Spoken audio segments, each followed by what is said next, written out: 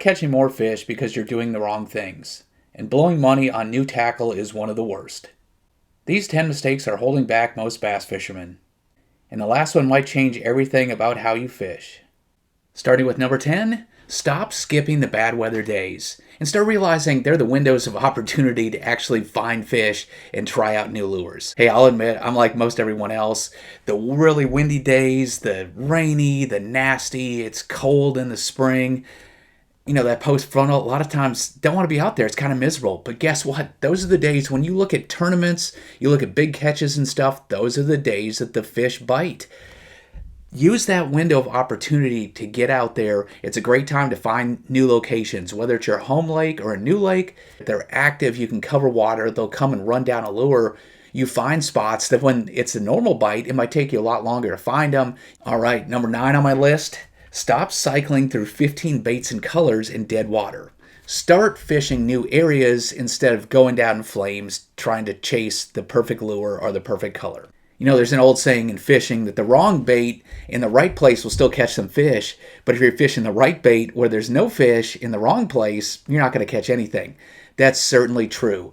Now, if this is a spot where you caught fish really well earlier in the day, if you caught them really well yesterday or maybe even a week ago, it's worth changing up baits and experimenting some. Those spots have earned the right for you to experiment. But in general, if you go to a spot and it's like, man, this looks right, they should be here, whatever, I don't know, you tried it, they're not there. Instead of trying watermelon, then watermelon red flake, watermelon gold, watermelon purple, and then trying the 5-inch version of the Senko and the 6-inch and then the 4-inch and 6-pound test. All that, stop screwing around. They aren't there. Maybe they were there later in the day. I'd come back later when conditions change. Maybe if it's sunny now and you go at low light, go sometime when the wind's blowing on it, come back a different time. They could be there, but just because it looks right, stop experimenting, go try somewhere else. Now, number 8, I would recommend stop treating every day like it's just a day of fun fishing and start treating it like you're practicing for a tournament. If you were practicing for a tournament, what would you do? You wouldn't write off any section of the lake. You would check out all different sections, the upper end, the lower end, the clear water, the muddy, places where it's windy. You'll try a variety of baits. Like, do you want to get beat by a frog? You kind of think, man, they haven't been biting a frog at all. But are you going to risk it and not even check a frog on the lily pads at all and just blow it off and then find out during the tournament that somebody went to the lily pads and were catching them all day when you can catch anything when you were flipping? That's that tournament mindset where you go practicing. You don't write off areas, you keep an open mind, you experiment, and you don't spend too long in an area. Try that tournament mindset, even on a fun day of fishing. I think it'll help you up your game a little bit. Now, number 7 is stop fishing your favorite lakes all the time. Start challenging yourself with new water. It really forces growth. Now, even if you can only fish one lake, if you have a boat on a lake or you only fish off the shore of one all the time, you can still change this up. Fish areas that you don't fish all the time. Fish new water. But new water, you come in with a totally open mind. You don't have the history. You just approach it. You don't say, well, this isn't a crankbait lake. This isn't a frog lake or something. You try it all.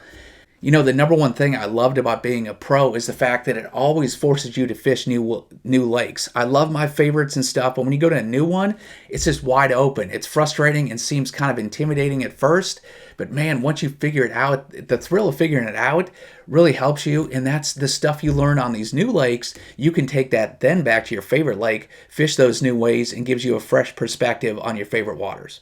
Now, number 6, we have to all learn this lesson at least once a year, usually a few times a year when the boat gets just stuffed and the tackle box won't hold anything else.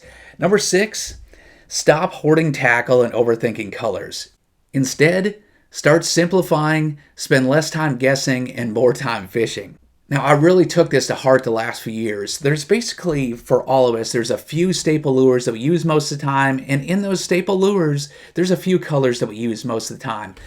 And here's the other thing about baits and colors. A lot of times, you can dial in a specific color, and it helps get a few more bites. But the biggest thing is, if you instead of changing the color of that bait, if you switch to an entirely different one, totally different sound, different movement and stuff. A lot of times when the fish stop biting one color of one lure, if you switch to a whole different lure, say go from a jig to a spinnerbait, instead of just changing the color of the jig, you go to that spinnerbait. That's what triggers more fish to bite. To me, this is really a key one. Having less choices frees up your mind. Instead of worrying the whole time about all these options, you worry about what you're fishing, if there's fish in the area, and if not, you just go somewhere else where they might be biting. Number 5 is a pretty basic one, but an important one. It's stop quitting early on tough days. Start grinding. You know, the best fishing advice you can probably get is go early and stay late, just because early and late are obviously the best times when they're biting. Waking up a little early or staying until the end of the day a lot of times gets you bites. But let's talk about those tough days. A lot of times we think they're tough days and you'll quit. But what I've found a lot of times pre-fishing for tournaments, when you pretty much are forced to be out there all day, what you think is a tough day, actually you just haven't figured it out yet. And if you stick with it, keep grinding, fish different areas, keep on changing up locations, baits, keep working around the lake, sooner or later you figure out a pattern that's working. And then boom, it goes from not catching anything to like full throttle. It's like you finally figured out that, oh, they weren't on the bank. They were on this first little break, or they were out in the main lake still. I thought they were back in the creeks, or man, I finally got in the muddy water and it's like a light switch, or just warmed up out here and they started biting. Fish are always biting somewhere. If you really work for it, stay out there, keep grinding, you might find out that tough day is actually a pretty darn good one. Now, number 4, it applies in a couple different ways. Stop fishing alone, or stop fishing with your same fishing buddy all the time. Fish with someone different. It's really a shortcut to growth.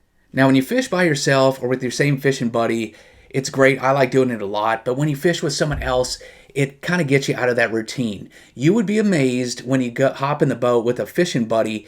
They may work banks that you've worked before on your same lake a lot faster, a lot slower. They might be a lot closer to the bank. They might, an area that you throw a crankbait, they might get up and flip or drag a jig. They fish it totally different.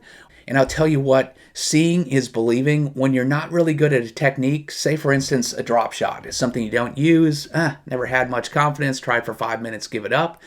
If you go with a buddy and they start catching a bunch of fish, even if they don't tell you the secrets about it, just by watching them work, you get an idea when they say, well, I fish it kind of slow. To one person, slow might mean letting it sit for 10 seconds at a time. The other one might mean, they only hop it once per second. Slow is relative. Seeing is believing. If you see that guy in front of you or behind you catch 10, 20 fish, I guarantee you're going to give it more time. And one last note on that, I learned this from guiding. Don't discount noobs. People that are new to the sport, they don't know that, well, it's the middle of the day. A topwater shouldn't work. We're over 30 feet of water. Topwater's no good here. If they want to throw it, sometimes the noobs throw the wrong bait in the wrong area, and guess what? It works.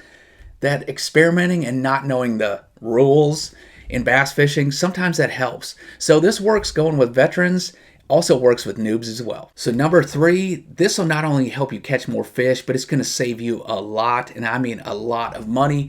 And that's stop switching out rods and reel brands and different lines. Stop seeking the right bait or the right reel for this technique. Start mastering the stuff that you already have. A classic example of this are golfers and professional baseball hitters. Every once in a while, golfers will change up their driver, or a Major League Baseball player might change up his bat a little bit, but is he going to one day, with irons and putters for the golfers, and same with batters and stuff, they have their trusted bat size or golf clubs that they swing thousands and thousands of times with. It might be the wrong club, the right one. There's no right or wrong. If a rod has more feel or less, I'll tell you what, any rod that you get, even the most sensitive or least sensitive, the more you use it, it's just familiar. When you pick it up, you don't cast it and backlash it because it has a little more tip or a little bit less. You get a feel for, if I need to throw it 33 feet to the edge of that dock, I know exactly how hard I need to throw it. And then also, you just know what a bite feels like. After a while, you feel 10, 20, 100 bites on the same rod and reel. You know exactly what it feels like when it's coming over rock, when it's coming through grass, when a fish hammers it, when a fish is just gently on it and barely swimming with it. Familiarity is way more important than having the right rod, the best reel. Find something that you like, then become really familiar with it so you know exactly what the bait is doing anytime you're fishing it. Now, number 2 is a lot like number 7, but a little bit different, and it's stop camping in your favorite spots. Instead, go check out new water. So your key areas are important, and they can help you during the day, but I try to use them as this. If I have a point or something, say a grassy point, that I know the fish like to hang around, I like to stop in quickly, fish my favorite baits there. If they always like, say, a lipless crankbait, I'll throw it through there and I get a pulse for the day. Oh yeah, I figure they eat lipless crankbaits. Yep, that bite's on. Oh no, it's not. Actually, I had to slow down. I tried a slow roll in a spinnerbait. That didn't work. Tried a jig. That didn't work. Lo and behold, I went to a wacky rig on the outside edge of it. That's where those fish were. So instead of spending the rest of the day on that spot and just grinding on it and not really learning anything else, figure out what you learned from that, okay, it seems like a slow outside of the grass with a wacky rig day, and then run around to other spots around the lake that are similar, see if you can find more hot spots, other grass points. Those will give you important clues, but once you get those clues, that's time to take it around the rest of the lake and see if you can find more hot spots, because guess what? The spots you hadn't found might be even better. Now, my number one tip, I would say stop fishing aimlessly. Fish more like a tournament fisherman, and that doesn't mean necessarily trying to weigh all your fish and all that. It means you're on the clock in a tournament. Now tell me if this sounds like your normal trip, because this happens to me all the time when I go fun fishing. I go out to the lake and I start on maybe a favorite spot or something, and I plan to fish 10 different places during the day, and all of a sudden I'm out there at first light, and the next thing you know, I look down at the clock and it's 10 or 11 o'clock. I have to be home at 3 o'clock. I've already wasted half the day, and I'm just kind of putting around, and I was changing different lures and not really moving around, and all of a sudden I wasted half the day.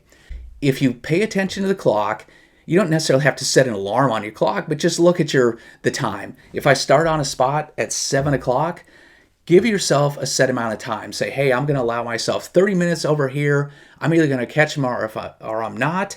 If I catch them, yeah, I'll spend another hour here. If I don't, I've got 30 minutes to figure it out. This is a 100-yard stretch. After 30 minutes, I'm moving on. Same thing when you go to the next one. Hey, this is the back of a big cove. I don't want to waste my whole day here. If I put my head down and just start fishing every bush in here, I know it's going to be 4 hours later. The day is over. Instead, I'm going to give myself 45 minutes. At 11 o'clock, it's 10:15 now. At 11 o'clock, I'm out of here unless I have at least 3 bites.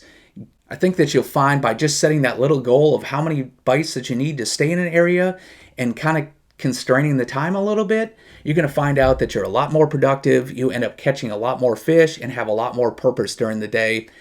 And that's going to make it more fun when you catch more. So that's my list. Did I miss any? If I did, let me know in the comments. Hope it works for you guys and catch a few more fish.